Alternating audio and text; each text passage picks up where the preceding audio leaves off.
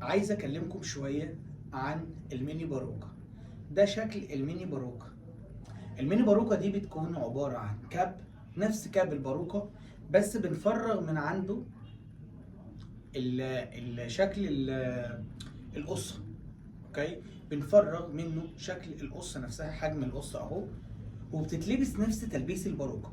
طب دي بنلجأ لها في حالة ان انا مثلا مش حابة فكرة الباروكة ومش متقبلاها، لكن انا شعري ما بيطولش وفي نفس الوقت شعري خفيف من هنا كده، يعني الجزء اللي فوق بس هو هنا التقيل. نصيحتي ليك اللي انت لو عايزة تعملي الميني باروكة دي لازم يكون شعرك تقيل من الجزء اللي في النص هنا. ليه؟ انا مجرد ما بلبس الميني باروكة بالشكل ده هي بتمسك في شعري هنا كده،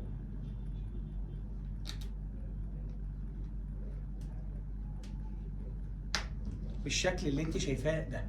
بنخرج القصة بتاعتك من قدام هنا كده، اوكي، بالشكل ده بيخرج وبيندمج مع شعر الميني باروكة بالشكل ده، وهي شعرك كله من ورا بيكون جوه الكاب من هنا. ففي الحالة دي احنا طولنا شعرنا ومحملناش على شعرك كله بالكليبسات، حملنا على الجمجمه بتاعه راسك ماسكه جدا، محكومه، بتكون كويسه جدا جدا. دي في حاله عدم تقبلك لفكره الباروكه، وبرضه في نفس الوقت في حاله اللي انا عندي القصه تقيله لكن شعري ما بيطولش. التصميم ده موجود، وفرناه لكم في ار زد جروب.